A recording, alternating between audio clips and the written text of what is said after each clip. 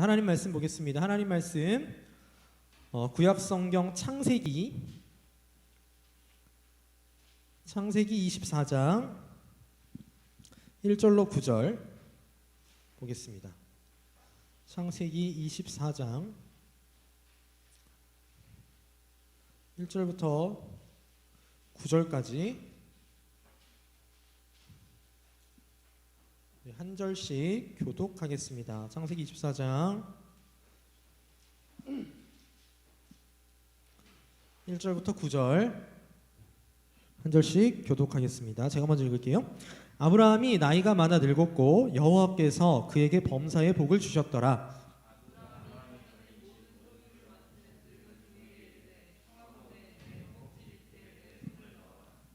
내가 너에게 하늘의 하나님 땅의 하나님이신 여호와를 가리켜 맹세하게 하노니 너는 내가 거주하는 이 지방 가나안 족속의 딸 중에서 내 아들을 위하여 아내를 택하지 말고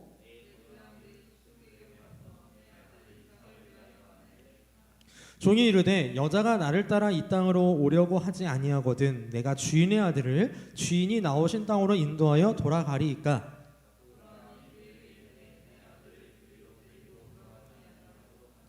하늘의 하나님 여호와께서 나를 내 아버지의 집과 내 고향 땅에서 떠나게 하시고 내게 말씀하시며 내게 맹세하여 이르시기를 이 땅을 내 씨에게 주리라 하셨으니 그가 그 사자를 너보다 앞서 보내실지라 내가 거기서 내 아들을 위하여 아내를 택할지니라.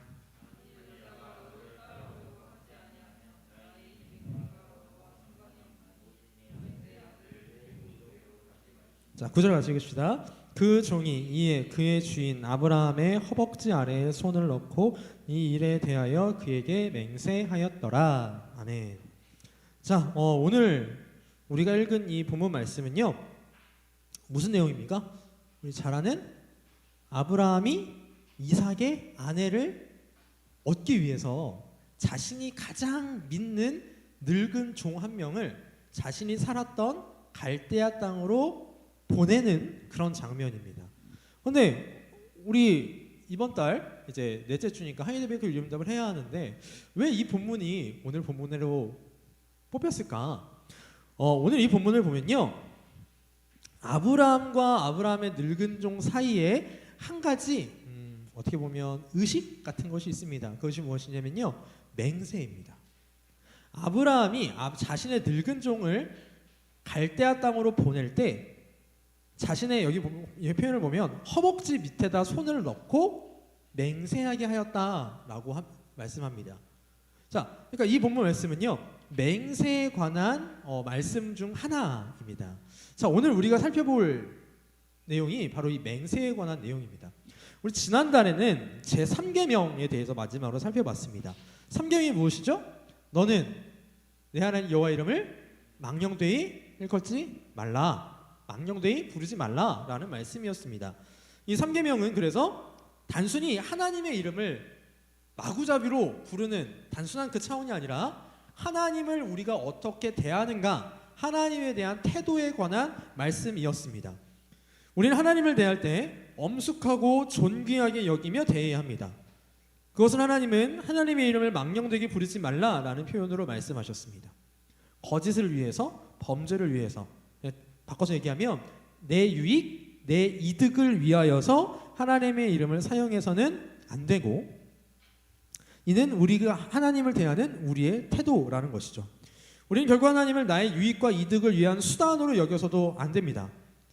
그리고 그걸 위해서 하나님께서 주신 은혜의 방편들 예를 들어서 내가 복받고자 예배한다던가 내가 무엇을 하나님께 받아 누리고자 기도한다던가 아니면 마치 하나님 앞에 내가 공로를 쌓듯이 봉사를 한다던가 이런 일도 우리는 해서는 안 됩니다. 오늘은 이 하나님을 향한 태도의 연장선이에요. 3계명의 연장선입니다. 그것을 어떻게 표현하는 것이냐면 맹세라고 표현하고 있습니다. 그래서 오늘 이 시간 함께 읽은 이 본문 말씀 그리고 나눠드린 하이델베르크 유리문답 101문 102문답을 통하여서 하나님의 이름을 옳게 사용하자라는 제목으로 하나님의 말씀 증거하도록 하겠습니다. 자, 지난달 하이델베르크 유리문답을 우리가 살펴보면서요 하나님의 이름을 망령되이 사용하는 것 중에 하나가 무엇이냐면 거짓 맹세를 하는 경우 또 불필요한 서약을 하는 거 이런 것은 하면 안 된다라고 살펴봤습니다. 기억이 안 나도 괜찮아요? 네, 기억이 안 나도 괜찮아요? 오늘 우리가 살펴본 101문은요. 그러면 그렇게 불필요한 서약, 또 거짓 맹세 이런 걸 하지 말라 그랬는데 그러면 우리는 살아가면서 어떠한 맹세도 하면 안 되느냐라는 것이 오늘 우리가 살펴볼 내용입니다. 여러분 살면서 맹세 한 번이라도 해본 사람 있을까요? 무슨 맹세 있었어요?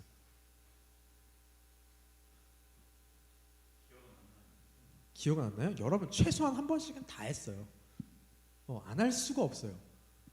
우리 모두 다 하는 맹세가 있습니다. 혹시 뭔지 알아요? 내가 지금 뭐에 대해서 얘기하는 건지 눈치챈 사람 있을까요? 저 같은 경우는 초등학교, 중학교, 고등학교 다닐 때 일주일에 한 번씩은 했어요. 최소한. 뭘까요? 아니야.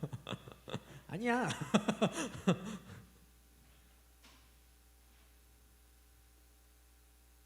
뭐죠 이게? 태극기에 대해서 국기에 대한 맹세 다 합니다. 그죠? 또 우리 지금 여기 오늘 상일이가 드디어 민간인 신분으로 왔는데 네가 왜 좋아하는데? 우리 군필자들 매일매일 여러 차례 맹세합니다. 뭐라고 맹세합니까?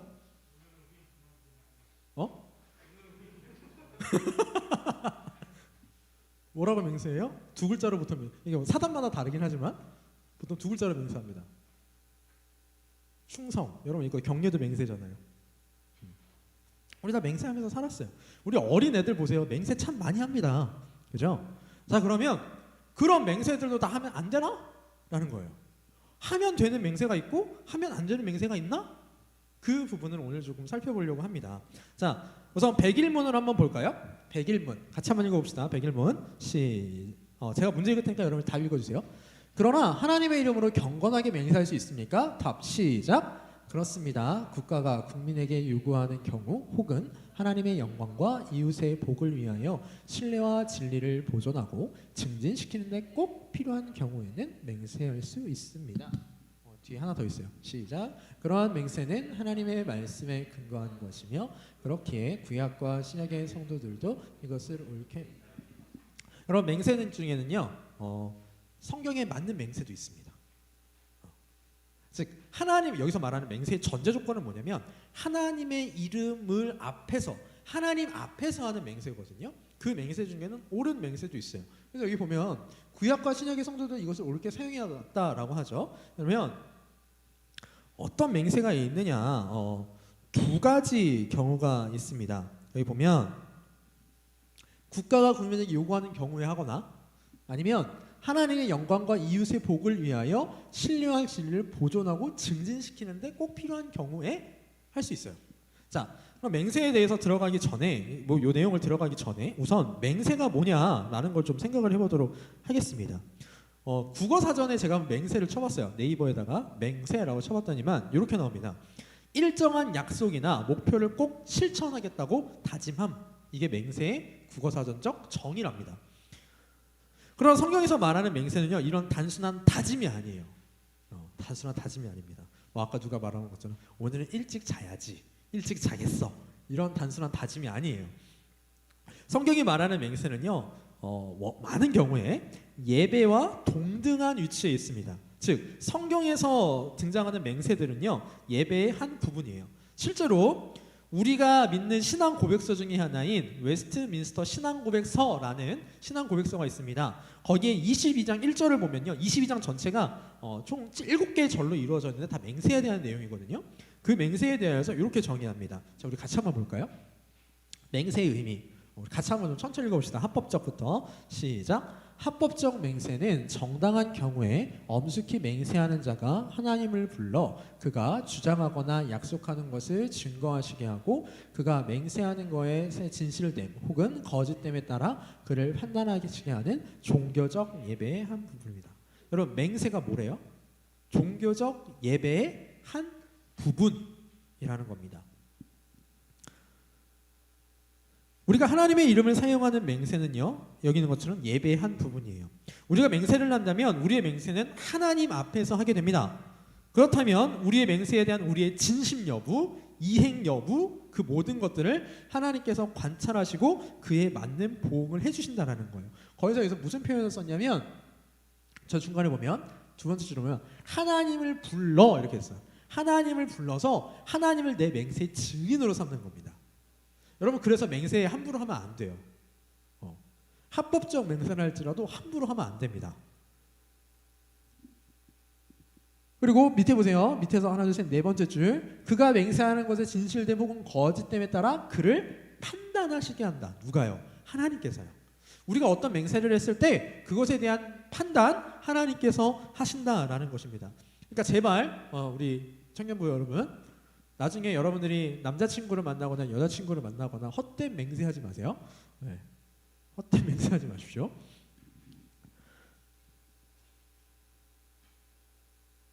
그렇다면 언제 그런 맹세를 할 수 있을까? 맹세를 마구잡이로 중구난방으로 하는 거는 안 된다라고 애초에 말씀을 드렸습니다. 우리의 맹세는 신중해야 하고요. 그 내용이 옳아야 합니다. 우선 우리의 맹세는 하나님의 말씀, 즉 성경의 가르침에 맞는 맹세여야 합니다. 예를 들어 내가 누군가를 암살하겠다라는 맹세를 몇명이 모여서 했어요. 요거는 잘못된 맹세죠. 왜? 성경에 맞지 않으니까. 또 누구 얘기는 아니에요. 대통령이 사과 안 하면 내가 목숨까지 던지겠다. 이따위 맹세는 하면 안 돼요. 네, 이따위 맹세는 하면 안 됩니다. 누군지 궁금하면 인터넷에 한번 쳐보세요. 이런 맹세들은요 다 잘못된 맹세들이고 3계명에 어긋나는 맹세들입니다. 즉 하나님을 대하는 태도 자체가 문제가 있는 망가진 맹세예요. 반면에 옳은 맹세도 있습니다. 그 경우에 대해서 백일문이 두 가지를 이야기하고 있죠. 첫 번째 뭡니까? 국가가 국민에게 요구하는 경우. 물론 여기서 국가가 국민에게 요구하는 이 맹세가 성경에 맞아야 합니다. 성경이 맞고 하나님 앞에서도 옳아야 하죠. 두 번째로 하나님의 영광과 이웃의 복을 위하여 신뢰와 진리를 보존하고 증진시키는데 꼭 필요한 경우에는 합법적인 맹세를 할 수 있습니다. 자, 예를 한번 들어봅시다. 우리 청년부 중에 법원에서 증인으로 가본 사람 없죠? 네, 저도 가본 적은 없는데 드라마나 영화를 보면 법원에서 증인을 이렇게 부르잖아요. 그럼 여기 보통 구조가 어떻게 되어 있냐면 재판석이 있고요. 재판석이 있고 피고석, 형사소송으로 이렇게 피고석, 원고, 검사석 이렇게 있습니다. 그리고 여기 재판석하고 검사석 사이에 뭐가 있어요? 증인석이 있습니다. 자, 그러면 증인으로 딱 나오면 바로 신문 시작합니까? 아니요. 서약합니다. 나는 진실만 말할 것이고 위증에 대한 죄를 받을 것이 블라블라 서약합니다. 자, 여러분 이런 서약은 괜찮아요. 성경이 어긋나는 것도 아니고 국가가 국민에게 합당하게 요구하는 경우에 하는 것이기 때문에 괜찮습니다. 단 내가 애초에 위증하려고 마음먹고 나갔어. 그러면 안 돼요. 그럼 이거는 누구 앞에서 판단받는 거예요? 하나님 앞에서 판단받는 겁니다. 또 어떤 경우에 국가가 국민한테 맹세를 요구하냐면 아까 제가 말했던 국기에 대한 경례. 옛날 우리 때는 국기에 대한 맹세라 그랬는데 요새는 국기에 대한 경례라 그러대. 국기에 대한 경례를 하거나 이런 것도 있고요. 대표적으로 이제 맹세하는 경우가 어떤 거냐면 대통령 취임할 때 이제 헌법 위에다 손을 얹고 이제 맹세를 하죠. 나는 헌법을 준수하고 국가를 보위하며 이렇게 블라블라블라 이렇게 나가요. 물론 이 맹세대로 지킨 사람을 나는 우리나라 대통령 중에 몇 명 보지도 못했어. 이런 맹세 아니면 공직에 들어갈 때의 맹세 이런 것들이 있습니다. 그런 것들은 상관없어요. 여러분들 학창 시절에 수련회 가서 맹세하지 않아요? 앞에 이게 한 명이 대표자면 하나 우리는 뭐 한다 둘 우리는 뭐 한다 이렇게 하잖아요. 그런 것도 상관없습니다. 또 대신에 제가 전제 조건을 말씀드렸죠. 진리를 거스르고 하나님의 뜻을 위배하는 게 아닐 경우에 가능합니다. 왜냐하면 우리가 그렇게 하는 맹세조차도 아까 합법적인 맹세는 예배의 한 부분이라고 했죠. 우리가 그렇게 하는 맹세조차도 국가의 요구에 의해서 했을 뿐이지만 그건 하나님 앞에서 우리가 예배하듯이 하나님 앞에서 서약한 것이기 때문에 그렇습니다. 두 번째로 하나님의 영광과 이웃의 복을 위하여 신뢰와 진리를 보존하고 증진시키는데 꼭 필요한 경우에도 할 수 있습니다. 자, 이게 무슨 소리냐? 하나님의 영광과 진리를 위한 우리의 다짐과 의지를 표현할 때 맹세할 수 있어요. 또 이웃의 복이나 유익을 위해서 신뢰를 위하여서 맹세할 수 있습니다. 그러니까 맹세는요, 성경에서 말하는 합법적 맹세의 조건은 나의 유익이나 이득을 위해서 하는 것이 아닙니다. 내 유익이나 이득을 위해서 나 하나님의 이름을 걸고 나는 결백해. 이딴 건 하지 말라는 거예요. 이런 건 하지 말라는 겁니다. 하나님의 이름을 그렇게 사용하지 말라는 거예요. 우리가 3계명을 지난 시간 살펴봤을 때 하나님은 나를 위하여서 하나님의 이름을 사용하지 말라라고 살펴봤습니다. 지금 이 맹세가 그 일부분인 겁니다. 자, 오늘 본문에 나타난 아브라함과 아브라함의 늙은 종의 맹세가 바로 이 두 번째 부분에 해당하는 맹세예요. 하나님의 뜻에 맞는 맹세였고 이웃의 복이나 유익, 신뢰를 위한 맹세였죠. 지금 아브라함이 자신의 늙은 종을 불러서 맹세시키는 이유가 뭐예요? 하나님의 뜻에 네가 어긋나지 않겠다고 맹세해라. 우리 신뢰의 관계를 위해서 맹세하자. 요겁니다. 자, 그러면 우리 삶 속에서 구체적으로 이런 맹세가 이웃의 복이나 유익이나 신뢰를 위해서 어떤 맹세를 하는가? 자, 혹시 생각나는 거 있어요? 합법적인 맹세 뭐가 있을까요? 생각나는 거. 서약이라고 해도 괜찮아요. 맹세나 서약 뭐가 있을까? 여러분도 한 번씩은 했어요. 대부분. 교회에서 여러분도 한 번씩은 했습니다. 보기도 많이 봤을 거고. 세례 안 받은 사람은 친구 있나요, 우리? 다 받았죠? 세례 받고 서약하는 거 기억나요, 혹시? 여러분 이렇게 이름 다 부르잖아요. 그런 게 일어나가지고 목사님이 물어보시잖아요. 정확한 내용은 기억나지 않는데 대충 장로교 헌법 특유의 말투가 있습니다, 여러분. 뭐뭐 하기로 서약하느뇨? 이렇게 물어보는 게 있어요. 그러면 여러분 뭐라고 대답해요? 네 혹은 아멘 이라고 대답을 합니다. 그런 서약입니다. 또 어떤 서약이 있을까요? 어떤 맹세가 있을까요? 결혼 서약. 결혼 서약 뭐 이런 거 있죠. 신랑 김현우 군은 지금 당신의 우편에 있는 여운의 양을 아내로 맞이하여 이렇게 서약하느뇨? 네. 보통 항상 이제 신랑은 목소리 작으면 한 번 더 시키지. 이렇게요. 이런 서약들 가능합니다. 또 저처럼 저희가 강도사 인허 받았잖아요. 강도사 인허식 때도 이제 서약하거든요. 총회 7위에 복종하고 뭐 이런 것이 있어요. 그런 거. 또 목사 안수할 때도, 장로 권사 임직할 때도 우린 다 서약과 맹세를 합니다. 왜요? 신뢰를 위해서. 신뢰를 위해서 할 수 있습니다. 또 이웃의 복을 위한 경우, 이웃의 유익을 위한 경우도 우리는 할 수 있어요. 즉 하나님의 이름을 선한 용도로, 옳은 용도로 사용하는 것은 3계명에 저촉되지 않습니다. 여러분, 하나님의 이름을 지금 우리가 살펴보는 이 3계명은 하나님을 향한 태도에 대한 계명이라고 했어요. 그 하나님을 향한 태도를 나타내는 대표적인 게 맹세입니다. 왜 맹세가 그럼 들어갔나요? 이때 당시 하이델베르크 이름이 작성될 당시 맹세가 조금 화두였어요. 맹세를 좀 잘못 사용하는 사람이 되게 많았거든요. 대표적인 예가 102문에 있습니다. 102문 한번 볼게요. 102문. 제가 문제 읽을 테니까 여러분 답 한번 읽어주세요. 102문입니다.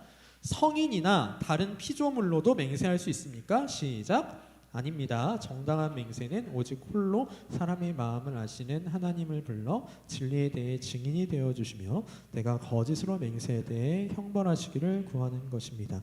이러한 영예는 피조물에게도 돌아갈 수 없습니다. 자, 카톨릭은요 되게 재밌더라고요. 카톨릭에는 성인이라는 사람들이 있잖아요. 성 누구 이렇게 붙은 성 그레고리우스, 성 아우구스티누스 뭐 이런 사람들이 있잖아요. 성자가 정말 많거든요. 카톨릭은, 그러니까 천주교는 이때 하이델베르크 율문단이 작성될 때 천주교는 성인에 대하여서 맹세하는 경우가 되게 많았대요. 그리고 되게 재밌는 게 그 성인에 대한 맹세, 성인에 대한 기도를 할 때 전문 분야가 있었답니다. 예를 들어서 이 성인은 의료 전문 분야야. 그래서 내가 뭐 병에 걸렸어요. 병에 걸렸으면 그 성인의 이름으로 기도해야 되는 거예요. 또 뭐가 있을까요? 뭐 법적인 문제가 걸렸어. 누가 나를 뭐 무고하게 고소를 했어. 그럼 그쪽 분야의 전문가, 전문 성인, 이해는 잘 안 가지만 뭐 그런 게 있었답니다. 그리고 피조물로도 맹세하지 말라 그랬어요. 저 바위를 두고 저 나무를 두고 맹세하지 말라라는 겁니다. 나중에 몰라, 우리 청년부 중에서는 그런 멘트를 날릴 사람이 없을 것 같은데, 뭐 여자친구나 남자친구를 만났을 때 저 바위를 보면서 자기야 저 바위가 닳고 닳아질 때까지 내가 당신을 사랑하겠어? 이런 맹세 할 사람 없죠? 믿어요? 우리 청년부 중에 그 정도의 멘트를 날릴 수 있는 사람이 있을까? 미안하다. 넌 얼마나 센스 있게 하나 보자. 자, 아무튼 여러분 그런 거 하지 말라라는 겁니다.